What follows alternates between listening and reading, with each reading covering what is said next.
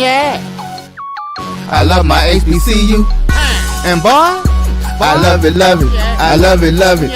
I love my HBCU. And man, I hope my team they won. Yeah. I hope my team they won.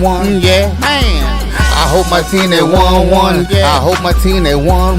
Yeah. I tune into the HBCU Sports Lab to see if my team won or lost. If they lost, I'm quiet as a mouse. But if they won, keep tab. I'ma do the dab, yeah.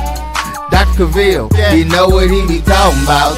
Mike and Charles, they know what they be talking about. They compress the analytic data with this hip hop. If you know them like I know them, they gon' tell you if your team, if they won or lost, and who the ball. So listen to Professor, yes sir, and pay attention, cause he gon' teach a lesson. This is Dr. Cavil with Inside the HBCU Sports Lab with Mike Washington, Charles Bishop. Oh no, we don't have Mike Washington, Charles Bishop. We have none other than Wilton Jackson II, as well as we have Brian Fulford on the call to give us an update on Thanksgiving. So first of all, let's not drop the day of the week. Happy Thanksgiving for those out there that celebrate it, for those that recognize the holiday in terms of celebrating family and friends, loved ones, and just wishing everybody a episode 747 of Inside the HBCU Sports Lab radio show and podcast, the show that's covering the sporting HBCU dash for all things HBCU sports for institutions large and small. From the NAIA to the NCAA, we share insights and information on the HBCU sports culture, HBCU athletic aesthetics, to facilitate the story of HBCU athletic programs and the business of HBCU sports. I'm your host, Dr. Kenyatta Cavil, along with my co-host, Mike Washington, Charles Bishop. We're filming from our home studios. At least they are. I'm on the road, as you see, still in the hotel. Leave out tomorrow, heading to New Orleans to chase the Bayou Classic. Give you some updates from there on Sunday. But we're on our trip. Deuce is holding serve, doing really well. He did not let the cold bother him. Got up this morning, did the SWAC TV, and doing his thing. Now he's out there relaxing a little bit. Shout out to Alabama State, Dr. Jason Cavil, and the rest of his athletic administration staff. They got it going. They got some good stuff going over there in Montgomery in the stadium there. Certainly shout out to the crowd. Both Alabama State, Tuskegee came out. Weather was dipping mightily, and people still showed up. They just brought on the scalps. I got my golf visor, ASU, representing for the big win today. Give them credit in terms of what that looks like. I didn't wear it until I got back inside, y'all. I had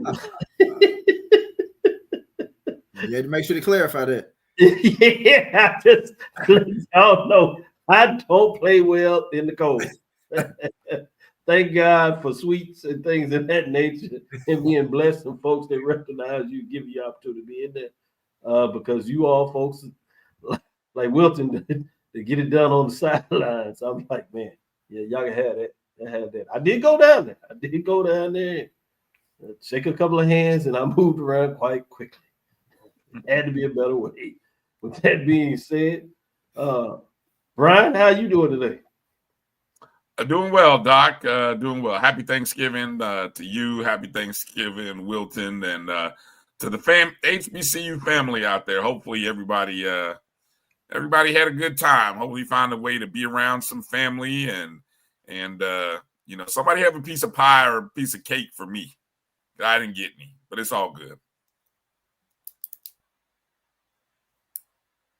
Yes, certainly. When you talk about that, good framework. We will get into the score today. It got away from Tuskegee, if you want to look at it that way. It started out pretty hot, but we'll take a deeper dive in that in the second segment. But with that being said, Wilton, how are you doing today?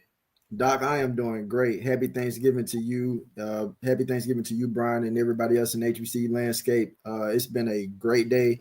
Gotten a chance to kind of spend some time with family. Got some good food, man. I'll tell you, some good greens, some turkey, some ham. You know, a little, not too much bread today. I couldn't get too much of that, but it was the little rolls I had. They were good, man. Like I ain't had no dessert yet because I knew I had to come on the show. I ain't want to be too slumped. I want to still be able to be prompt and present as a student in the class. So I Good wanted to make job. sure. Good job. Wilton holding it down. Just wanted to make sure I wanted to hold it down. But no, all in all, everything's good. We got some good games coming up next week, and even this weekend with Division II playoffs. I must admit, the sweet greens were not too bad. Yeah. I did my own little mix. I had the gumbo. Didn't have any sausage. Maybe a little chicken in there. Yeah. Didn't do the rice like you, Wilton. I stayed away from the starch. I think I did take maybe a spoonful of mac and cheese. You know, one day you can cheat a little bit. Yeah, for sure. But I put the greens in there and I put some gumbo sauce in there. Made my own little mix. It ended up being pretty good. It was nice and warm, so that really helped keeping you warm as you, if you're like me again, not comfortable being around those wind chills, kind of threw me off a little bit. But we got through it. Players got through it as well. But with that being said, shout out to Coach as getting it done. Found a way to make sure that I was taken care of with the visor. So I'm really excited about that. You're talking about Eddie Robinson Jr. got it done. They do get to 10 wins. So shout out to Coach and salute to him. We'll talk a little bit about that maybe in the third segment, or maybe we might sneak it in the second segment. Talk about, is it time to expand in regards to bowl opportunities? Beyond obviously chasing opportunity to get in the playoffs, I think that's still a place that you want to look at. But beyond that, in terms of the way season kind of pulls out, is it time to also look at bowl opportunities? Let's get these gentlemen thoughts on that in the second segment after we discuss a little bit about the game. But with that being said, let me go to you, Wilton. What is on your mind in terms of news of the day? Well, some of the news of the day, I'll just kind of go back. I'm sure we've recapped some of the, or people have seen the SWAC Football Weekly Awards from last week. Bethune-Cookman's Timmy McClain, Jackson State's Nate Rimbert, and Jared Lockhart, along with Alabama State's Andrew Abu Ackle and Tayshawn Smoot were amongst the SWAC Football Weekly awardees this past week. Co-offensive player was McClain. He completed 22 of 33 passes for 274 yards and 4 touchdowns during Bethune-Cookman's win versus FAMU. He connected on a 41-yard touchdown pass to Josh Evans on a 4th and 9 with 29 seconds remaining to give the Wildcats the lead for good against FAMU. Co-offensive player was Nate Rimbert. He hauled in 6 receptions for 100 yards, including a game-changing 50-yard touchdown reception near the end of the first half that pushed the Tigers' lead to 24-7 following a turnover against Jackson State. Lawrence had 5 tackles and 2.5 sacks with a forced fumble in the Tigers' win versus Alabama A&M. Abu Ackle accounted for 14 of ASU's 44 points during their win versus Arkansas Pine Bluff. He made all 3 of his field goal attempts, connecting from 23, 38, and 44 yards, and was a perfect 5 for 5 on extra points. The newcomer was Jared Lockhart. He was 13 of 16 passing for 169 yards and a touchdown during JSU's win versus Alcorn. He also rushed the ball 12 times in that victory. Tayshawn Smoot accounted for 295 total yards, passing for 271 and rushing for 24 against Arkansas Pine Bluff.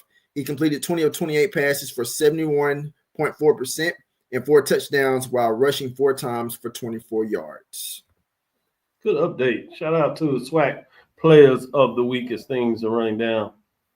That gets into a little conversation that Brian and I had yesterday, even I guess it was, or maybe the day before. And maybe we'll get a chance to get in a little bit and tie that into the MEAC as they name their players and coaches of the year. But, Brian, what did you want to share from your week or day in the HBCU news? Well, you were just mentioning where I was going to go. The MEAC just recently announced its 2025 All-MEAC football team, in which they announced the first team players. There were, let me see, did they do first team and second team, offense, defense? And just kind of reading the article here from MEACsports.com. Leading the first team selections, North Carolina Central had 12 honorees, followed by Delaware State with 6, and South Carolina State with 5. Morgan State and Howard each placed 2 on the first team. They also named the offensive lineman of the year, Roger Smith from South Carolina State.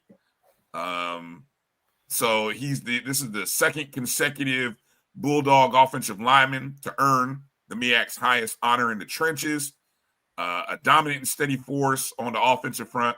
He anchored a unit that powered the Bulldogs to 5,050 yards of total offense, averaging 420.8 yards per game.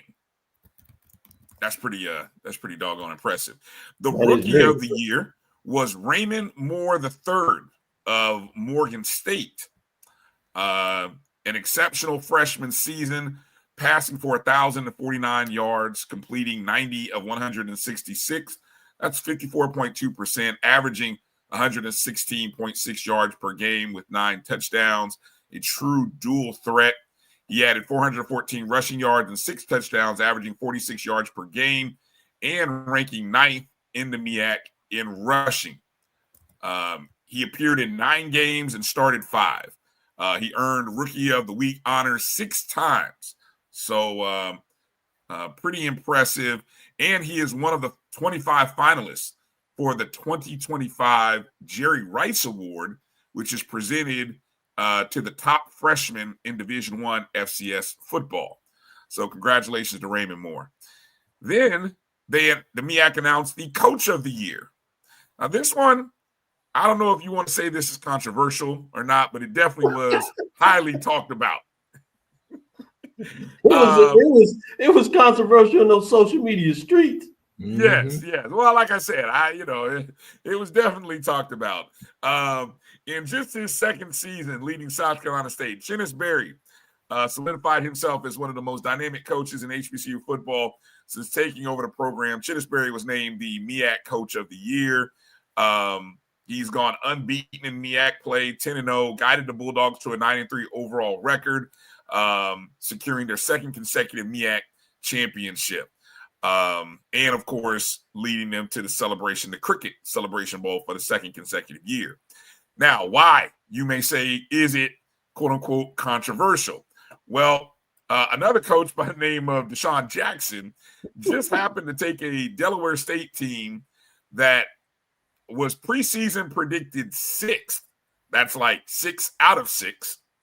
And guided Delaware State to their winningest season in, I don't know, 20-something years. 2012. 2012, thank you. Okay, so not quite that long. But he also had them one game, maybe one half, away from winning the MEAC championship. So, he lost to Chennis Berry's South Carolina State Bulldogs. So, I don't know, maybe people were balancing that. But it does bring up an interesting, I'm a big proponent of transparency. I am a big proponent of transparency. And so for the SIDs and the coaches who are the ones who do the voting, right, it's real interesting for a first-year head coach from a team that was predicted 6th to go have an 8-win season and be half a game away from winning the conference and not get, I don't know, maybe it was a close vote. I don't know. Maybe it was. But that shocked me, not saying that Chennis Berry is not deserving of the Coach of the Year, but, man, the job that Deshaun Jackson did was pretty impressive. I certainly think it was impressive, but I think it's just two sides of a coin. Yep. There's one group that looks at folks that chase perfection and getting it done from that perspective, being elected at the front of the season to finish number 1 and getting it done. A lot of people lean towards that. And then you have another lot of people, or half the people, think if you were picked at the bottom and you come near the top that you should be Coach of the Year. It's just depends on what angle you like to use, which brings me to you, Wilton. Which side do you kind of slide with? So personally, I thought it was going to be Deshaun Jackson, mainly due to the fact that, to Brian's point, you resurrect a program that no one was talking about this time last year. No, and to think that they had this amount of wins, that first winning season since 2012, they almost had a MEAC title for the first time since 2007. I guarantee you no one thought that was going to happen this year in 2025. Mm-hmm. So when you look at what he had to do, first-year coach, no real coaching experience, coming into an HBCU that hadn't been great in a very long time, with facilities that weren't great as well, and you get quality players to buy into your system in year one, and literally, to Brian's point, a half away from potentially maybe winning a MEAC title, that says a lot. And for me, I think that while I thought Deshaun Jackson was going to get it, I also see the side of Chennis Berry potentially getting it as well, because he won it twice. He's won the championship back-to-back in a very tough year, meaning that he still had to go through Delaware State. He still had to go through North Carolina Central. And not only did he go through them, he won. And this was also, I think people forget that this was also a South Carolina State team that started off kind of shaky from that Charleston Southern game, a team that had not won a game in a while. And so after that, they really started clicking, putting it together. He figured out who his quarterback was going to be. And this was a South Carolina State team that we were expecting to see from the very beginning, but we didn't really see until after that point. So I think that you can't be mad that Chennis Berry got it, but I think that you could definitely make a case for Deshaun Jackson, that award being given to him based off what he had to do to get that program to where it is now and what he was able to do.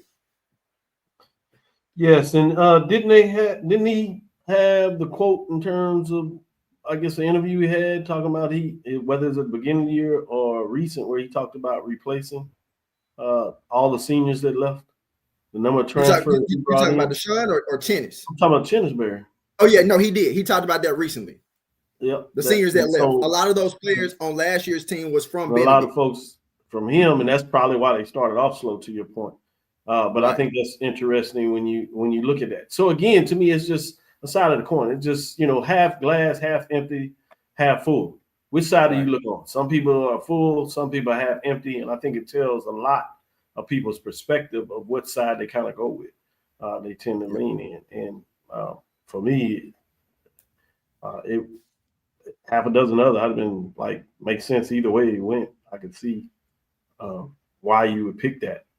I do think it's interesting that Brian comes in with the perspective that he almost wants to challenge to see how you voted, which is fascinating to me. And I think transparency is just, in terms of you letting votes out, if that's how you're going to do it, I don't have a problem like that. But it's almost as if you challenge to say that if you open it up in terms of how you voted, that'll change their votes going in, or that tells you some other kind of conspiracy, which is always interesting to me, other than just saying, hey, this is how people voted. And it doesn't change necessarily the reason why they voted. All right. So that's interesting. Before we take this first break, I did want to get in here with this news with Kyrie Irving launching the multi-year partnership with HBCUs. Kyrie Irving's latest project isn't about branding or logos. It's about rewriting who gets access to elite basketball resources. Now one of the NBA's most creative forces is extending that impact into the HBCU world. He plays his ball with the Dallas Mavericks, and there's an HBCU in Dallas, Paul Quinn College, the only HBCU in the city of Dallas, for that matter, has been named one of 14 basketball programs to receive a full uniform sponsorship from Irving's ANTA. The partnership marks a 3-year commitment, delivering top-tier sneaker warm-ups and team gear to both the men's and women's teams for an HBCU program built on resilience and community investments. This isn't a shipment of gear. It's a signal. Kyrie Irving is betting on them. I think that's big when you talk about what that looks like. Some of the announcements is part of a continent-spanning grassroots initiative. Curbing ANTA sponsorship covers 14 youth school programs across New Jersey, Texas, California. Middle schoolers, travel teams, high school hoops, factories, and now an HBCU, all connected by the same creative force behind the ANTA K apparel line. Irving isn't a logo athlete sponsoring partnership. He's the architect since joining ANTA in 2023 and assuming the role of chief creative officer of this brand. Kyrie Irving continues to look at changing force. So I thought that was interesting from that perspective. Let's take our first break, come back on the other side. We'll talk a little bit about the game, Turkey Day Classic today. Then maybe we can get into some more thought process of these gentlemen and see which way they land, because I think you're going to have maybe some controversy over Player of the Year. Brian may be asking for the SWAC to release their votes in terms of Player of the Year, Offensive Player of the Year, Defensive Player of the Year. What y'all going to do? You're going to give it to the gentleman And the guys that have the best statistics, are you giving it to players that played essentially a full year? What does that look like? HBCU sports put out their projections, and they do have the offensive player of the year being Andrew Body, and the Southern defensive end, Jacoby Gibbons, defensive player of the year, a team that might have lose all conference games with one win. Does have the most stats. Andrew Body didn't play the last 4 or 5 games. Does have the most stats.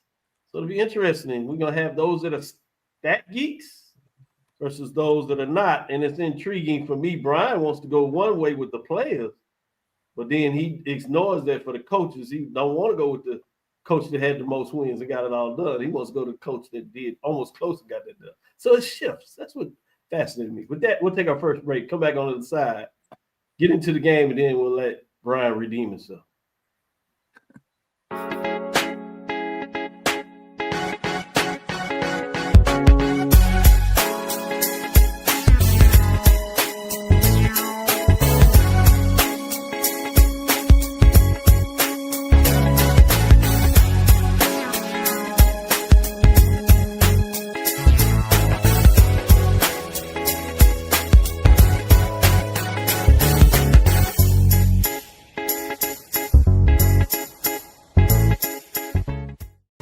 Football fans, the Cricket Celebration Bowl is celebrating 10 years of crowning an HBCU national champion. A champion will rise at Mercedes-Benz Stadium on December 13th as the MEAC and SWAC champions clash in Atlanta. Join us for championship football, interactive fan experiences, and iconic marching bands. It's an HBCU family reunion that you don't want to miss. See who will be crowned the next HBCU national champion. For event and ticket information, visit thecelebrationbowl.com.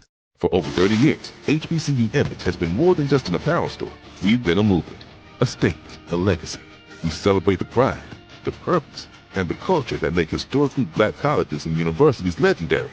Whether you're a student or a lifelong supporter, our gear lets you wear your HBCU story with confidence and style. Because when you wear HBCU Image, you're not just wearing clothes.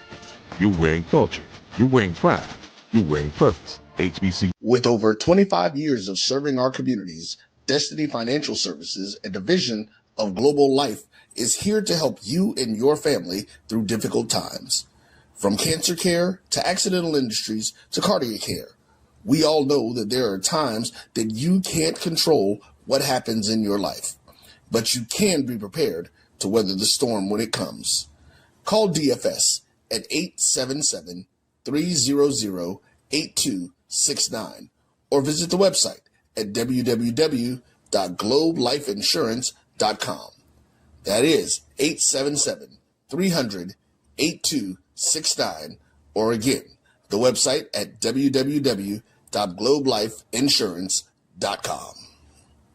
ESPN Events presents Red Lobster Band of the Year, a title reserved for elite HBCU marching bands. A season-long competition that culminates in Atlanta on Friday, December 12th. Drum majors, percussion, drill, auxiliaries, musicality. All aspects will be examined by the toughest judges in the world of college bands. 4 will qualify for the big stage, where national champions will be crowned. Follow us on social media for rankings updates throughout the season. And join us in Atlanta on December 12th for event and ticket information. Compress the analytic data with your hip hop. If you know them like I know them, they gon' tell you if your team, if they wanna lose, and who the ball. So listen to Professor, yes sir, and pay attention, cause he gon' teach a lesson. This is Dr. Cavil with Inside the HBCU Sports Lab with Wilton Jackson II and Brian Fulford. As we continue to get through this, let's get in here and break down the game that we had on Thanksgiving. That is the Turkey Day Classic. That is a game between Alabama State, the host institution, and Tuskegee. This rivalry goes back, as we talked about on SWAC TV this morning, back to the 20s, 1924 to be specific. 101 years of the game being played in terms of Turkey Day Classic.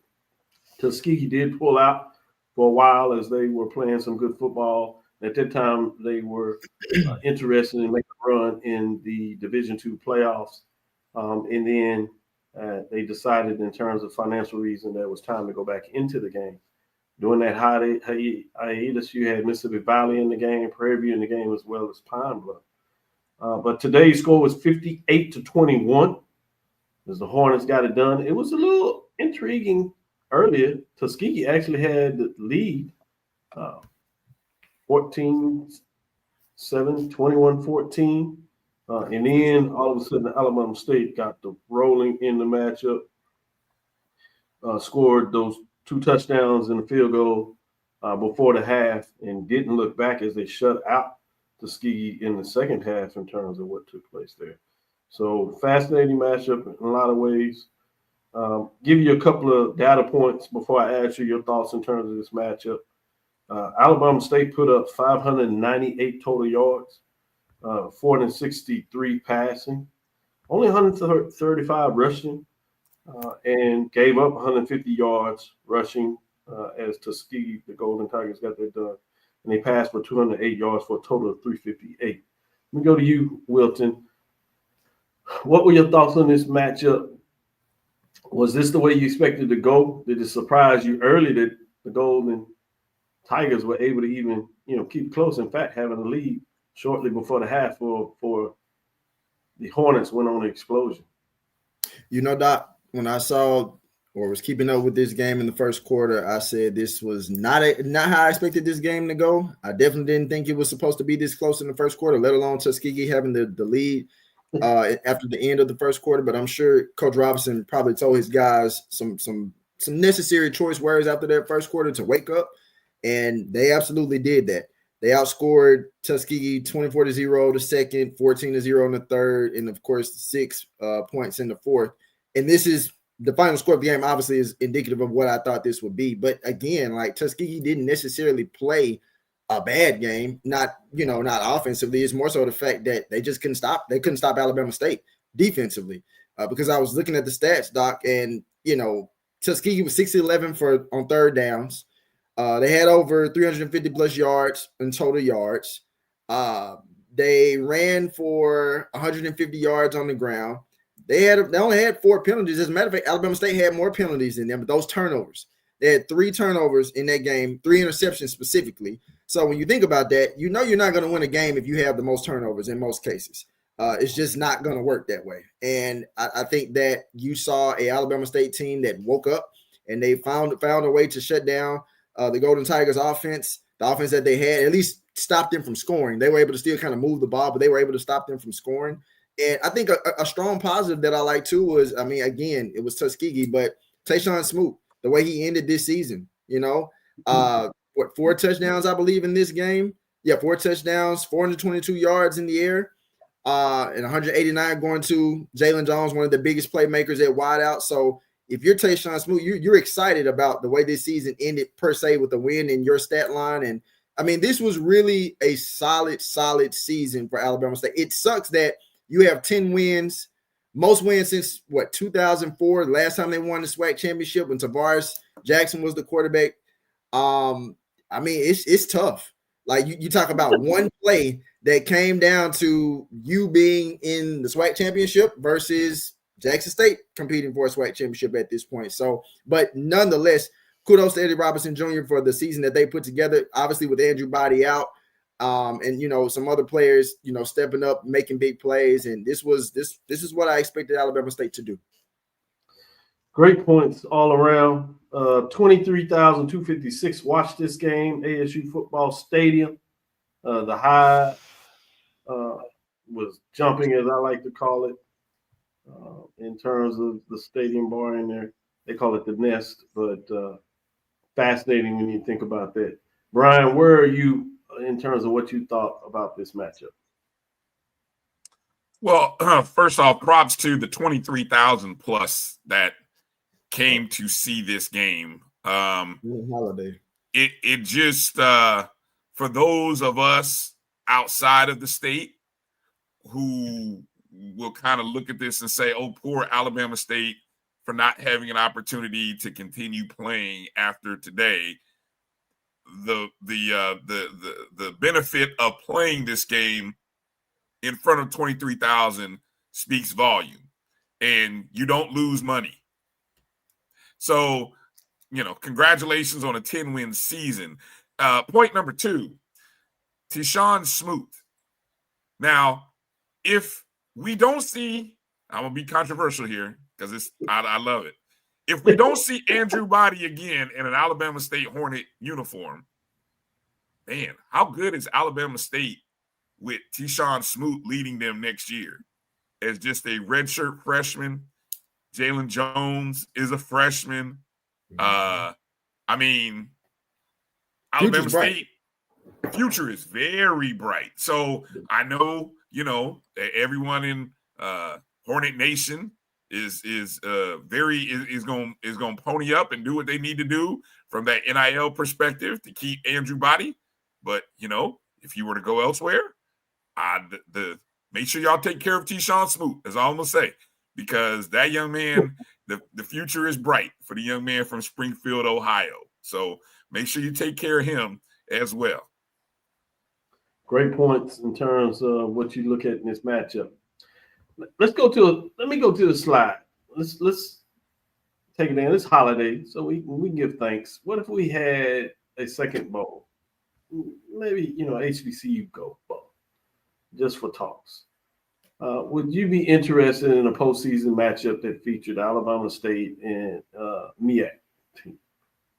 Let's put that up there in terms of what that would look like.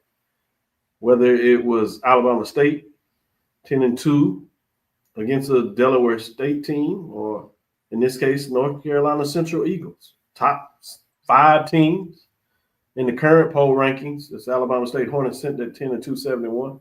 North Carolina Central Eagles at 8-4, 3-2. Where are you on something like this, Brian? Well, look, if we're going to do a bowl game, don't you have to have, and I know it's a MEAC SWAC thing that we have here, but don't you really have to maybe invite someone outside of the HBCU realm into a bowl game? I mean, we can do our own thing, sure. But I would love to see 2 teams that maybe missed out on playing, whether it be going to the playoffs or missed out on the Celebration Bowl, having an opportunity to play against another FCS school. I think that, because I think if you do it this way, Doc, you kind of take away from the MEAC SWAC challenge thing that's going on in the Celebration Bowl, just my thought, just my thought. I think that's a fair question in terms of what that looks like. And you could look at those first 4 out in the playoffs. I think this year, if you look at the first 4 out, you had Austin Peay finishing at 7-5 record. You had a Monmouth finish with a 9-3 record. Presbyterian finished with 10-2. Southern Utah finished with a 7-5. I think the challenge you would have to have with that is remember that the Cricket Celebration Bowl was a specific bowl that both of those conferences had to get approval for. Mm-hmm. So Right. You're adding a layer in terms of these 2 conferences asking for a second approval, I guess, or if that approval still stands for another bowl game. In your framework, you would need approval from all the FCS program, all the conferences, to allow their team that is not making the playoffs, first 4 out, I guess would be the best way to look at it, that they would have a bowl opportunity. So those are the only things technically I look at in terms of the challenge when you talk about that. But I think it's fascinating to see what that would look like. I think it just takes more people to get buy-in, obviously, with 2 conferences versus 13 other FCS conferences to get the buy-in. Or Wilton, where are you in terms of? Okay, go ahead. I'm sorry. No, go ahead, Brian. Well, I was just going to say, the only other say, if we want to keep it HBCU and keep it in our own spaces, then it's time to move into, dare I say, the 16 playoff format, where the 1 and 2 seeds earn a bye, and now you have scenarios where you have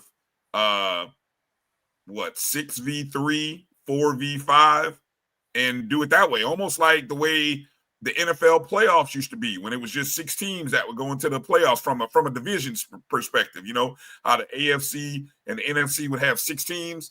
Well, the top 2 teams will get a bye, and then you have the wild card weekend. So you get the weekend where you have the first round games, then you have the semifinals, and then you have a championship. So we're talking 1, 2, 3 weeks of additional games that culminate into one final matchup. And I think our poll, your poll, Doc, shows that, wow, look at the top 6. Now, obviously, number 7 might be a little salty, but just look at the top 6.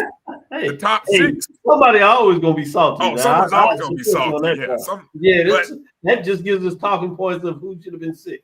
Yeah, the top 6 would have been, everybody would have had 8 wins minimum. You know, I don't know what Grambling's going to do, but if they win, they'll be 8-4. If they lose, Delaware State would probably jump ahead. The question will be will they jump Delaware State where, you know.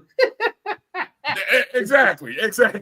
You know, the top you'd have the top 6, you'd have the top 6 teams all with 8 wins or more.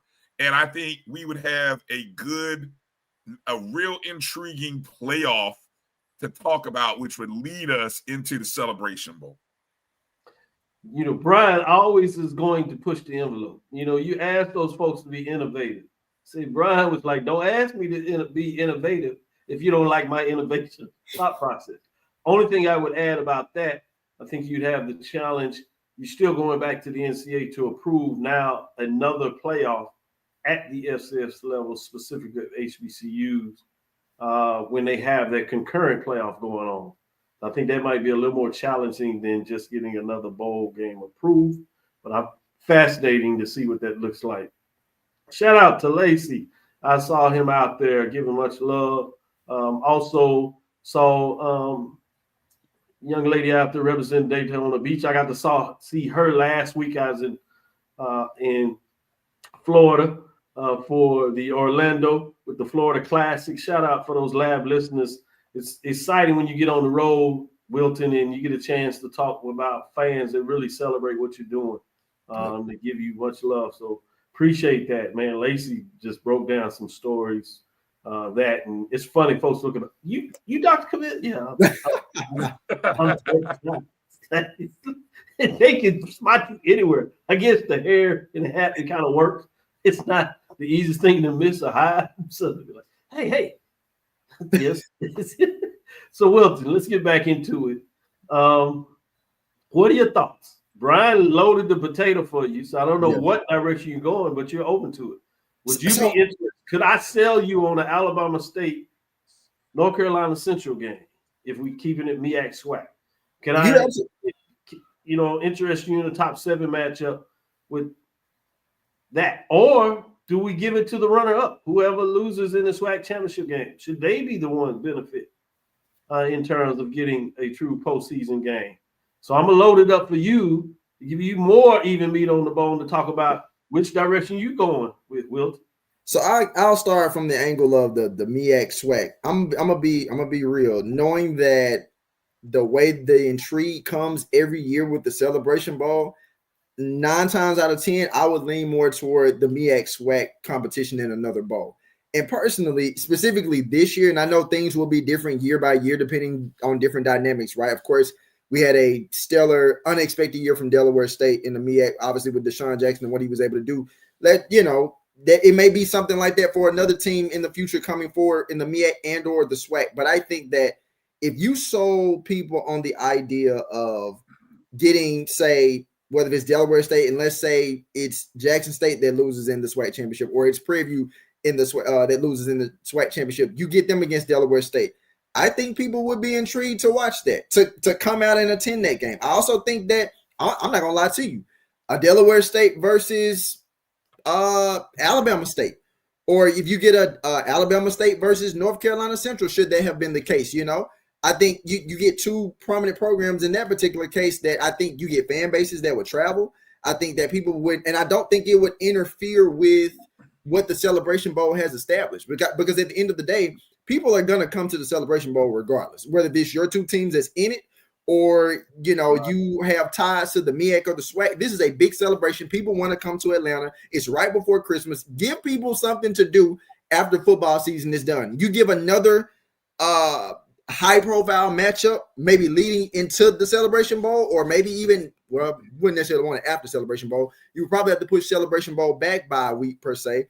I think it's good. I would come to it. I think other people across the SWAC or MEAC or just amongst the HBCU landscape would come as well. But as I was thinking about what Brian said in terms of if you invite somebody else out from, say, the FCS level, right? And I was just thinking about a common opponent, and you mentioned it, Dr. Cavil, when you said Monmouth. And, Delaware State and Monmouth went back and forth earlier this year. Delaware State lost that game, but it was a high-scoring affair. Well, if you like football and you like FCS football in general, it's like, well, you got a good game. You get a rematch there if that was the case in that particular setting. But how many people will really be at that game at the end of or midway to December, other than maybe Delaware State fans, other HBCUs? Will Monmouth, a team that's an FCS top 20, top 25 program, will they come out? I mean, of course, some fans will, but will it generate the revenue per se that we may be actually expecting? Then on top of that, Doc, you have to also think about, well, the idea of potentially traveling. Will the HBCU that's playing in that particular performance, will they actually get a real strong cut of that revenue versus what they would get from the Celebration Bowl or another bowl between another HBCU, which is also a point that we often talk about. So I could see it both ways, but I would definitely favor more for the MEAC SWAC. Or to Brian's point, and I don't know if he mentioned this angle of it, if we were going to have a playoff, maybe get all 4 divisions, CIAA, SIAC, SWAC, and MEAC, and maybe do something like that. Interesting. Curtis Simons pushed that out there in the interview that I saw about that, his interest in that. Again, you all put stuff on the table that is very intriguing to me. But when you start looking at the policies in NCAA, right, it's even harder. Currently, the NCAA doesn't allow postseason play that would be between cross divisions. So it'll be interesting to see what that looks like and how much lobbying, if you could get the presidents and the chancellors to agree at this together. And then obviously you need the financial capital to make it go, which makes it even more significant. But I think it's just intriguing conversations. It's a way to make sure that the teams that had very good seasons still get some recognition, as you talk about, particularly when you look at Alabama State. They got the 10 wins. And they're going to be one of maybe 2 teams, 3 at the most, they get to 10 wins, which is incredible. Go ahead, Brian. Close it out. What level of lobbying? Here's a thought here. And as we're talking about this, got me thinking, what level of lobbying would have to come in order to be able to convince the NCAA and these other FCS schools to sort of allow HBCUs to have essentially their own playoffs? Because we're not participating in the FCS playoffs. And essentially what we're pitching or throwing out is essentially saying we want to have our own playoffs, because we would have a television partner, presumably, that is willing to back this idea. And so I wonder to what degree would one or two things I think would happen. They would say, sure, go ahead and do it. And then when you see the success in year one, all of a sudden it'd be like, whoa, well, you know what? Wait a minute. Maybe we should change something because again, HBCUs are bringing one of the largest fan bases into FCS football, right? So money talks. And so if you have that kind of power, which we do among our fan bases and interest, somebody's going to want to cut it eventually. And so while it may get off the ground in year 1 or 2, I could foresee a situation where all of a sudden now the FCS/NCAA changes remember I brought up earlier about why their playoffs start when they start, because if the FCS playoffs started after Thanksgiving break, or better yet, after conference championship weekend, we possibly would have a school like Alabama State in the playoffs, maybe even another school. Yeah, I think that's one thing. I still think it's a challenge because you look at the top 25; they weren't in the top 25 polls. Mm-hmm. You talked about the first four out. Those. See, I think we don't get into the Doc. I think it honestly. We don't get into polls because all those schools, the voters recognize the fact that our schools aren't participating in the playoffs. I don't. My question is, how do you explain Jackson State being in the top 25? Jackson State was in it last year. How do you explain? I'll break down. Let me go back. How do you explain FAMU being in the top 25 when they're in there? Usually what I see for the top 25 is if you're a team that hasn't historically been in the top 25, you almost have to do it for a year and follow up and get in the poll. So like if Prairie View finishes out strong, there's a high likelihood that they're going to be top 25. And if they can do it again, they'll raise up the polls and then they'll get a shot at being in the playoffs if they don't go to the FC. That's what you kind of saw with FAMU. The first year, they weren't there. Obviously, there was some lobbying that went on, but there was 2 consecutive years that they were not just saying this is a team that was pretty good. It was obvious that FAMU was solid. It was hard to keep them out a top 25 without looking retarded. So I don't know so much that it is that we just have shunned that. I think there is the obvious thought that there's not a high support of what they see being played in the MEAC in the SWAC. And some people could argue it's legitimate in terms of non-conference play. So you have to be so superlative. So, for example, for the longest, Jackson State was not in there. And finally, they went on the road with Prime. They went up there. Then they dropped down. And then as they got going again the second year, they moved up top 25. Well, obviously, this year they started higher in the top 25. Mm-hmm. They had a loss, so they dropped a little bit. Then they won, they dropped back off, and they lost. So you see that from what that looks like in terms of that matchup. So just wanted to give that updates that. And the other thing is careful. I try to explain to folks when they look at the NCAA or even like the SWAC office, we act like the power is in the SWAC office, or we'll say things like the legislature, whether state or the federal. Remember, these entities are made up of the people that are the institutions. So it's the institutions that are voting. So to me, the challenge you would have with the framework that you're talking about of getting these folks to, whether they think you're taking their power or whatever, is they always look at the rule of the precedent that it's setting for other institutions. So if, for example, if you're looking at the HBCU playoffs, Division II and Division I, well, if you do it for HBCUs, you cannot do it now for the other program.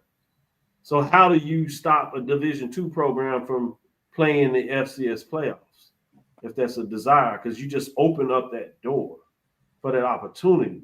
So that's what I try to get folks to understand.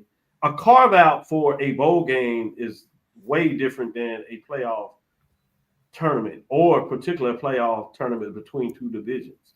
So succinctly, if you're not careful, then the FCS program that can get votes in the poll can all of a sudden say, now we're supposed to be in the CFP. We need that opportunity. So those are the things that they look at in terms of when you talk about those rules. So let's take our next break. Great conversation. Why I want to do that in terms of this segment. We'll do our last segment, come on the other side, talk about some of these games coming up, mostly the Bayou. Tease a little bit about the SWAC championship game, a game that is real, that will be played. So we'll get back and bring it into the realness of what takes place. We'll be right back after this last break. You're looking for the latest information on Southern University sports, the Southwestern Athletic Conference, and HBCU athletics. There's only one place to go. Tune in to the Carlos Brown Show, exclusively on the Black College Sports Network. Planning an event? From weddings to corporate functions, CMJ Events LLC brings over 15 years of experience to make your vision a reality. Based in Metro Atlanta and serving statewide, even internationally, we provide versatile event planning and authentic catering cuisines tailored to your needs. Whether it's pre-game meals for student athletes, fundraisers, weddings, corporate functions, CMJ Events LLC is your one-stop solution for exceptional service and unforgettable food. Our diverse culinary heritage means we cater to all cultural taste, dietary needs, and food restrictions, making every meal uniquely yours. Let's make your next event unforgettable. Visit us on all social media at CMJ Events LLC or email us at cmjeventsllc@gmail.com. Also give us a call at 404-664-3882 so that we can start planning now. College football fans, a champion will rise in Atlanta on December 13th. MEAC champion, SWAC champion, the 10th Cricket Celebration Bowl, crowning an HBCU national champion. For event and ticket information, visit thecelebrationbowl.com. Since 2002, Empowerment Resources, Inc., a nonprofit organization, has empowered more than 1,500 youth and adults in Duval and surrounding counties. Through its programs, Journey into Womanhood, Girls Mentoring, Life Skills for Teens, and parenting education coaching. To get involved with programs, volunteer, or donate, visit www.empowermentresourcesinc.org. Follow us on social media, facebook.com/empowerment.resources and instagram.com/empowermentjax. For over 30 years, HBCU Image has been more than just an apparel store. We've been a movement, a statement, a legacy. We celebrate the pride, the purpose, and the culture that make historically black colleges and universities legendary. HBCU Image, a Kenny T's company. ESPN Events presents Red Lobster Band of the Year. Returning to Atlanta on December 12th, 4 bands will qualify for the big stage, where 2 national champions will be crowned. Follow us for rankings updates throughout the season, and join us on December 12th for event and ticket information. Compress the analytic data with your hip hop. If you know them like I know them, they gon' tell you if your team, if they wanna lose, and who the ball. So listen to Professor, yes sir, and pay attention, cause he gon' teach a lesson. As we get into our last segment, great segment last time. Y'all had a lot of discussion, man. Good thought, food for thought. Y'all got people out there thinking. But let's get back into some of the actual games of action. This weekend, obviously, let's not push past that we have a playoff game at the Division II level, since we're talking about both levels. This one happens to be a de facto HBCU championship, even though Coach Gray said that, hey, he's already won that. He's beat these teams twice. He don't know how many times y'all want us to beat them to show you that we earned that trophy. I was like, y'all were good. Y'all didn't tell him, just go win it on the field, coach. Just go beat their head one more time. But I like, and great interview for those that hadn't seen it. You can go and watch O&G Strike Zone. Yesterday, they had the legendary quarterback coach Gray that's coaching the Albany State Golden Rams, as Mike always likes to remind us from them parts, as they are in second round of the playoffs, and they are facing the Benedict Tigers. 1 versus 2 is the way I have it in the poll rankings coming out this week, with the Golden Rams being number 1, as well as the Benedict Tigers being number 2, as they've moved up those rankings. With that being said, as you see flashing, we're going to talk about the matchup with the Bayou Classic. I'll be there in purpose, so I get to see that. I hadn't been to the Bayou Classic in a while, so I'm excited the fact that I get to take Deuce down there and he gets his chance to see what it looks like in terms of the Bayou Classic. Number 6, Grambling State Tigers, 7-4 and 4-3. As we alluded to in terms of those teams being on the outside, Grambling State has a chance to get to 8 wins.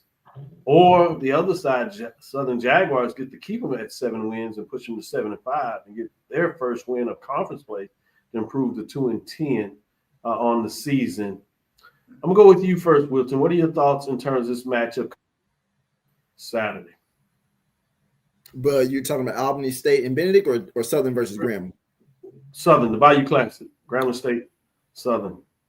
You know, Doc, this is also one of those games where you can throw out records. It's a rivalry game. Southern, we know, hasn't had the best year, 1-10 coming into this game. Grambling State has a chance, like you said, to get 8 wins. Southern has won the last 3. including last year. But I think this is going to be a year where Grambling comes in and gets this win. Southern is just not the team that we expected them to be this year. But I mean, hey, they got a pretty interesting future coming up with, projected new coach in Marshall Falk coming in to lead the program next year or into the next season, the next new chapter for the Jaguars on the gridiron. So, but for this game on Saturday, I just think it's going to be too much Grambling in this game, and I think that Grambling is going to get us a fast start, and if they do that, I think this is a Southern team that hasn't been necessarily built to, specifically this season, to kind of come back per se in this game. So I think Grambling, if they get a fast start, that bodes well for them. If you get Trey Bradford going pretty good on the ground, I think it bodes well for Grambling as well. And as long as Grambling protects the ball, I think they're going to be fine. If Southern does have a chance to win, they'll definitely have to lean on the running game and definitely be strong in the red zone and on third downs. Because if you do that, obviously you keep Grambling's offense on the sideline, and you just give your best chances to win. And I will say this: if Southern finds a way to win this would be a good way to end a season that was truly one that was supposed to be really high for them and really fell to an all-time low. And maybe start the next chapter of what Southern football looks like under a new coach next season. It's always good to go out on a win, but I just don't see Southern getting this win. I see Grambling potentially winning this game, maybe 27-17. Great analysis. Won't bury the lead. I was trying to get into football talk, but since you decided to go there, which is out there, Marshall Falk, if he is the head coach that everybody is saying will be announced on Monday, what are your thoughts of the hire? I'm not mad at it. The one thing I like about it per se is the fact that Southern will have someone who, well, not that they haven't had anybody that understands the recruiting landscape or the state of Louisiana, but you have someone who's from New Orleans, has Louisiana roots, someone who has NFL experience, one of the greatest running backs to ever play the game. You bring him to a state in Louisiana that's a hotbed for talent, not even just the players that go on to play at maybe potentially other schools like the LSUs. But if you know anything about Louisiana high school sports, there's just so much talent that's spread all over across the state. So when you have a coach like Marshall Falk, do know that he's going to be able to tap into those resources and keep other players that may have been spread out to other places, specifically across the Southeast or really all the way around the country. Because you just look on Sundays in the NFL, how many players are from the state of Louisiana that are playing in the NFL? So if you think about that, you get a coach like Marshall Falk. He brings in these players. You could potentially, might I say, maybe you have a situation where you have a Marshall Falk. He has a year just like maybe Deshaun Jackson had at Delaware State this year. It's obviously plausible. Does it happen? We don't know. But at the same time, I definitely think it's plausible. I definitely think that it's a strong move for Southern. I think that he'll have, as long as I'll say it's a really, really strong move, as long as he has a really, really good staff. And I think that that's really what helped Deshaun Jackson have a good first year at Delaware State. And so I'm hoping that, obviously, Marshall Falk being at Colorado with Coach Prime, he's kind of gotten some guidance, some pointers from him. We know Deshaun Jackson did. He's been on the record to say that. So I would think that he would kind of use somewhat of that as a blueprint to kind of establish what he wants to do with this Southern program, a blue blood HBCU and SWAC program that is destined for success. And the fans want to win now. This is not a team where you get 3, 4, 5 years. No, you're at Southern University in Baton Rouge. They want to win immediately. I think that's a challenge. I don't think everybody will be on the same page as Southern. I'm very frank with you. All the things that you talked about, Southern has done. Yeah. They brought in the NFL coach before, assistant. Didn't work. They brought in a coach that had ties to Louisiana. Actually had ties to the last edition with Richardson. They got it well. It didn't work. Yep. We've seen a coach that brought in a great staff at Tennessee State, even though I believe that he'll get it right. It didn't work the first year. Yeah. And I don't think this is a program that's going to be excited if it doesn't work the first year. All the programs that we talked about, coaches winning first year for the most part and getting it done, have been head coaches before. You got the one example with Deshaun Jackson, and to his credit, he was able to get it done. But far in between, it doesn't work the first year. It takes some time. So I'm fascinating, and I think the blue blood programs, if we want to call it that, they always get the benefit of the doubt. They always get the benefit of the doubt of the general media out there. Because I think it's more of people putting in place what they want to see a program be back to, because it's all in their head and imagination. But I'm going to be fascinated to sit up here and watch and be intriguing to see if the maturations, what everybody thinks will happen, will happen. And you bring up a valid point, because again, you can also look on the other side of the spectrum and say, well, there was Michael Vick. He was at Norfolk State, and we know how that turned out this year. They didn't win a conference game. Now, no, you're exactly right. Now, I will give Norfolk State credit for the same thing. They rolling in the dough. He's brought in a lot of money and a lot of interest. And maybe that's where Southern is. And I agree. Somebody put out there the fact until Roman Banks and the board are on the same page, along with their fans, I think Southern will continue to struggle. I think Southern's problem is the fact that Southern won't get out its own way. I'm talking about all the great components of Southern. Oh, everybody, in some ways, even though Texas Southern would be looked at the blue blood, it's the thing that you kind of see at Texas Southern. They've been in that malaise, and you can't get everybody to get on the same page. Before we get in the matchup, I'm gonna go to you, Brian. And since we're on this, what are your thoughts if Marshall Faulk is the higher head coach for Southern? How do you see this playing out? Do you see it as a good move, and why? I need Southern to go ahead and embrace this immediately. Don't wait until Monday. This is hot. This is the hot news. I mean, you've won 6 of the last 7. Wilton said the last 3. They will not do that, which is the same point I'm trying to make. They cannot get on the same page. This is leaked. This is leaked. It is. This is leaked because the folks cannot get out their way. Right. So that's why I'm saying. Perfect example. What I'm trying to say is they're so excited, and some folks are mad. They're leaking this stuff on purpose, and the leadership does not want to get in the way of the Bayou Classic, and it still gets out. I think when you have a 1-10, 0-7 season, right? I know the Bayou Classic is the Bayou Classic, but this is a chance, and I get that their dysfunction is going to be on full display here and why this doesn't happen. But this is a chance to merge and bring this man around, bring him there on the field, in the press box, in the wherever, and start to embrace what's coming, the next step, because the national media has already picked it up.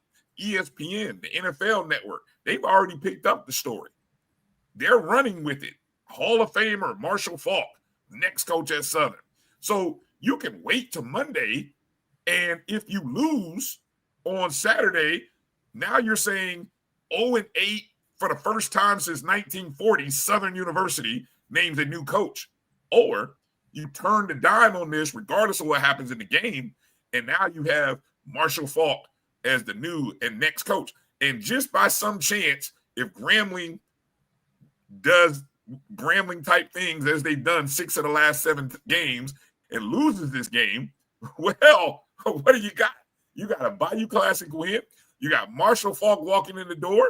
I mean, it's celebration time in the Bayou. I agree, and I would have a whole different thought. I would be more like Wilton if you saw that. But you are making the very point that I'm making. Southern cannot get out its own way. They did not want this out there yet, and it still got out. How is everybody on the same page? If to your point and everybody understood that this is the next stage, you wanted everybody, you're right. They could have put it out there on purpose. They don't want it out there. And it still is out there. And it's so much out there and so much credibility, ESPN picked it up. Yep.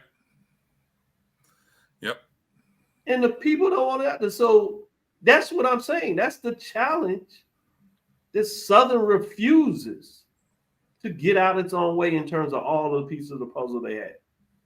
And the worst part about it is it's inarguable that this is one of the prestigious programs historically in terms of Black college football, but historic programs do not win you championship. modern day people that understand history can tie it to the front. Honoring your history, blazing new trails, for example, of how you make that tie. It doesn't work. So give me a bit of what you think about the game, and we'll flip the page. Grambling State should win this by 14. They really should. I know even in years when over the last 7 meetings, even the 1 year Grambling State won it, they won it by a field goal, right? 29-26. So Grambling State should win this by 2 touchdowns, but who knows? Maybe all of a sudden, the legend and the ghost of Pete Richardson comes down from the press box. What is the over and under that the NBC will talk about? Who the candidate is doing the broadcast? They're going to talk about the new hire all day. Oh, for sure. I'm gonna Any say chance they get. I'm going to say 4.5 times. 4.5 times. They'll probably spend at least 2 mentions of it before the end of the first quarter. And then if it's a blowout, oh my God. Oh, yeah, there's going to be at least 2 to 3 mentions after the third quarter.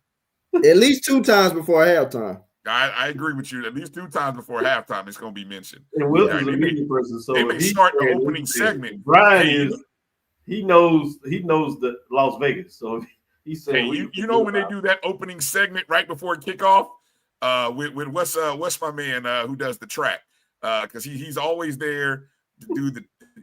He always does the track. I can't think of his name. He does the sideline reporting for Bayou. I can't think of the name, but I know what you're talking about.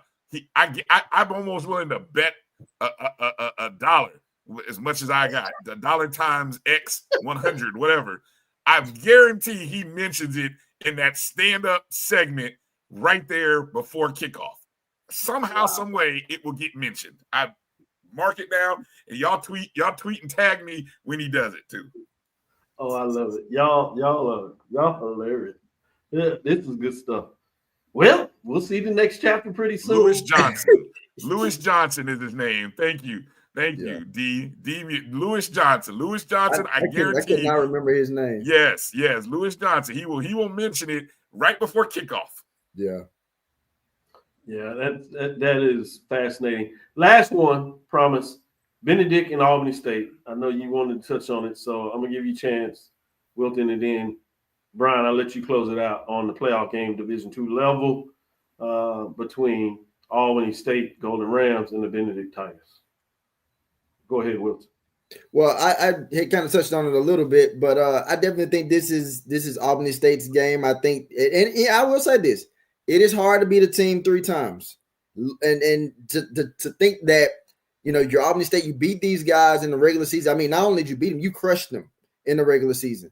Of course, it's a tough, much closer game in the SIAC championship game, and now you playing for essentially all the marbles of going to the next round in the Division II playoffs. But I just think that we're gonna get a close game, but it's still gonna be too much of Albany State and Isaiah Knowles. I mean, this guy is truly, truly special. He's been having a phenomenal season all year, and I just think that if Albany State, man, like they find a way to allow Knowles to be consistent the way that he's been all season, I mean, he's the biggest mismatch for Benedict in this case. And you're talking about a Benedict team. We know their defense is sound, but I just don't think that they're going to be able to get enough stops against Knowles.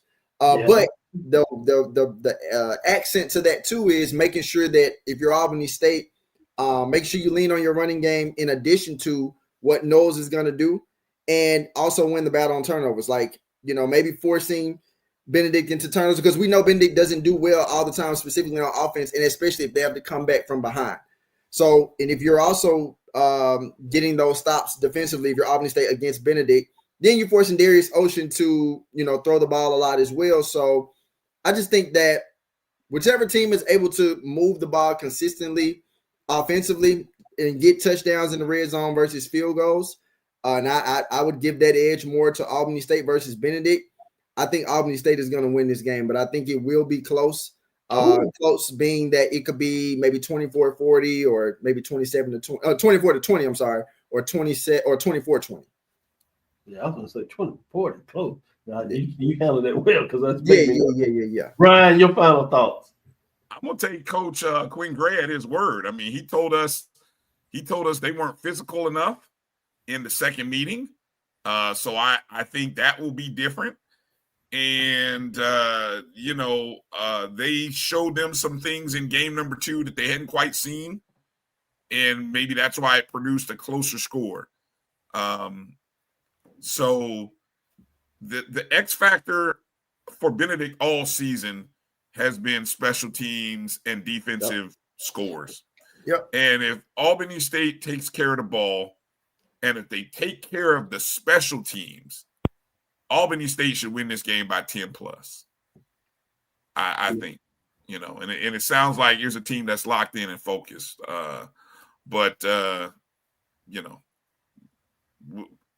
don't want to be. I didn't want to go with it's hard to beat a team 3 times or all that stuff. But but I wonder what the actual data is on it. So I have heard from other people that statistically that is not true, because there is data out there regarding that that speaks to the opposite of that.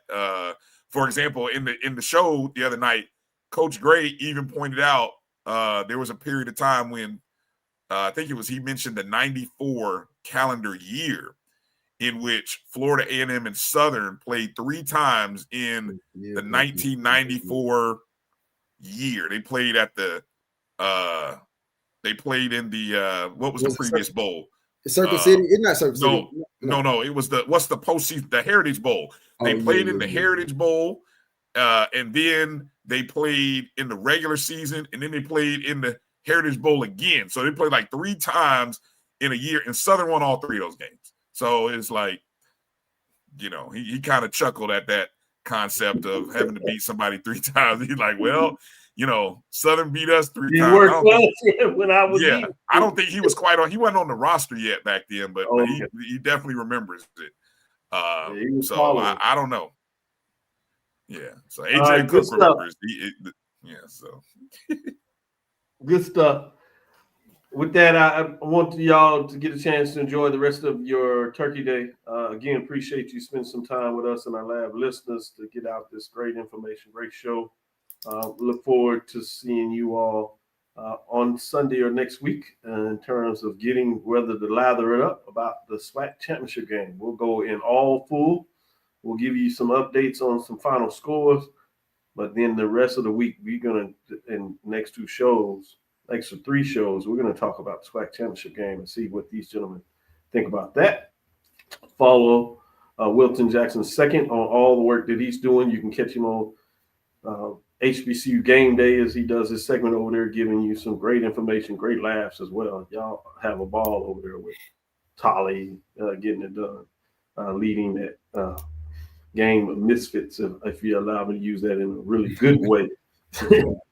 In terms of doing that. And obviously catch Brian and AD on Sports Wrap as they give you all your inside news Sunday night and giving you an update of what's taking place.